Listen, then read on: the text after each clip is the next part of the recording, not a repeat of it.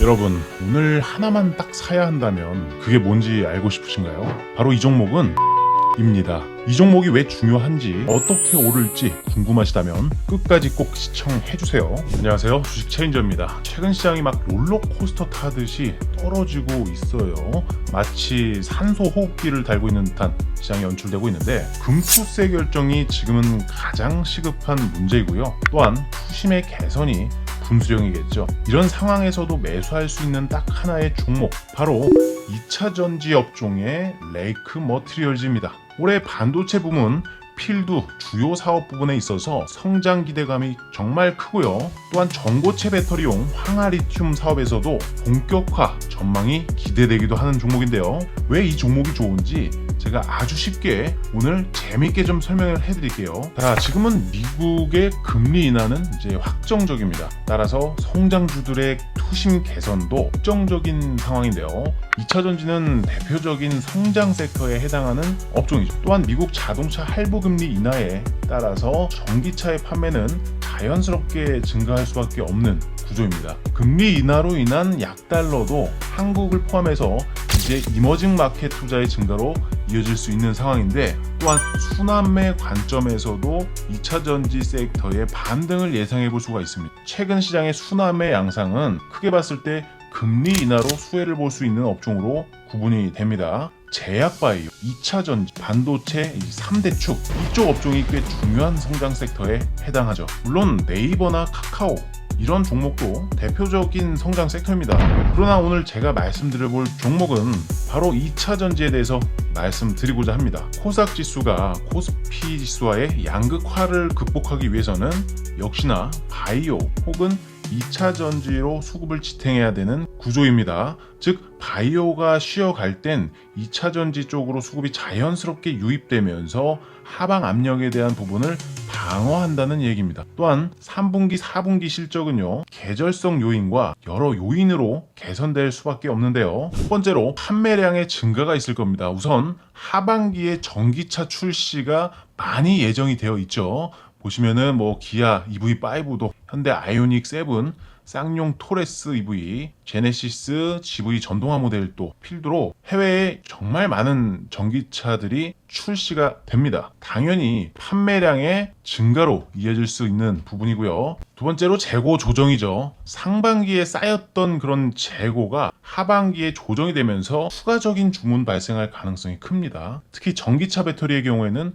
새로운 모델 출시와 맞물려서 재고 조정이 완료가 되면 생산 속도가 다시 증가하게 되기도 하죠. 이제 재고 조정도 완료가 됩니다. 또한 방금 말씀드렸다시피 계절성 요인도 있는데 4분기, 3분기쯤에는 이제 연말 소비 증가와 맞물려서 전기차 판매량이 보통 증가하는 추세를 보여줍니다. 또한 추운 겨울에는 이 전기차 배터리 성능이 더 중요해지기 때문에 배터리 성능을 개선하기 위한 추가적인 수요 또한 발생할 수 있는 부분이 되겠죠. 여기에 대해 가장 중요한 것은 2025년부터 중요한 변화가 시작되죠. 바로 IRA 인플레이션 감축법에 따른 탈중국 움직임일 겁니다. 이 IRA, 간단히 말해서 인플레이션 감축법은요, 미국에서 만든 법안인데 한마디로 중국에 대한 의존도를 줄이자라는 거예요. 이 법 때문에 2차 전지의 주요 소재, 특히 이제 전해액, 분리막, 그리고 양극재, 전구체 같은 중요한 부품들을 더 이상 중국산으로만 쓰지 않고 다른 나라 제품으로 대체하려는 움직임도 커지고 있습니다. 이게 2차 전지 산업에도 정말 큰 영향을 줄 수가 있는데, 예를 들어 전해액과 분리막은 배터리 성능에 아주 중요한 역할을 하죠. 그런데 이 부분에서 중국에 너무 의존을 하다 보니까 미국이 이제는 좀 줄여야 하지 않겠냐, 이렇게 나선 거죠. 그래서 2025년부터는 중국 외에 국가에서 만든 그런 소재를 더 많이 사용해야 된다, 이런 상황이 분명히 올 겁니다. 이게 의미하는 바가 큽니다. 이제 우리나라나 다른 나라 기업들이 더 많은 기회를 잡을 수 있다는 겁니다. 중국에 의존하지 않는 양극재, 전구체와 같은 소재들이 더 많이 필요해질 테니까, 즉 글로벌 2차 전지 시장의 판도가 변할 수 있다라는 얘기가 됩니다. 또한 이 자료를 보시면은 카멀라 해리스가 이제 민주당 대선 후보의 지지율이 계속 확대되고 있는 상황입니다. 해리스 트레이드의 수혜도 기대가 되고 있는 그런 부분인데, 해리스는요, 바이든 행정부를 잇는 그 전기차 지원 정책 기조를 보이고 있다는 점도 기억할 필요가 있습니다. 따라서 결론적으로는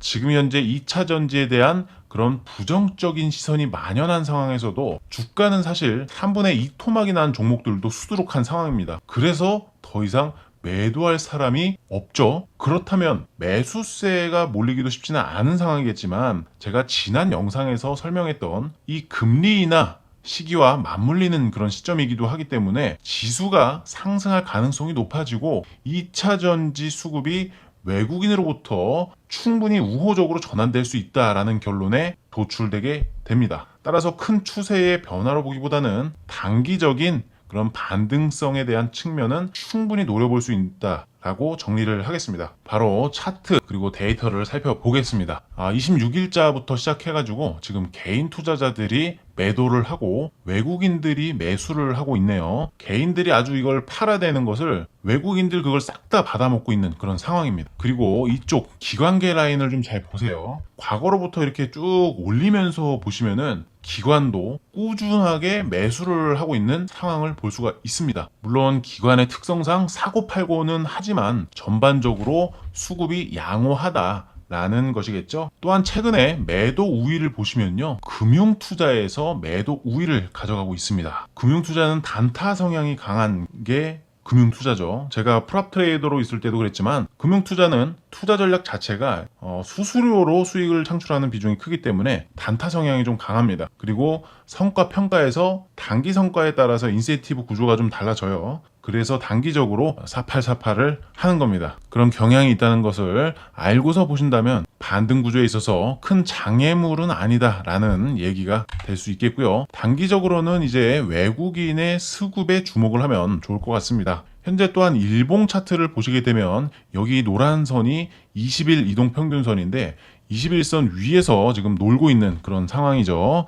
어제 21선에 근접하는 그런 하락세를 보였다가 보시다시피 이렇게 밑꼬리가 형성되면서 반등을 해준 모습입니다. 그리고 바닥권에서 유입되고 있는 이 높은 거래량 보이실 겁니다. 이 의미 있는 거래량은 아직 매도세가 나올 때 확대되고 있지 않는 그런 상황을 연출해주고 있죠. 즉 가격과의 다이버전스가 나타난 것이 아니기 때문에 여기서 지금 당장 하락으로 완벽한 변곡을 보여줄 시그널이 아닙니다. 저점을 낮추지 않는 이상 여전히 상승 구조로 이어지고 있다라는 얘기가 되겠죠. 또한 거래량적으로도 여전히 하모니 패턴에 속하게 됩니다. 그래서 이제부터는 좀 돌려줄 확률이 상당히 높다. 그런 그림으로 볼 수 있다.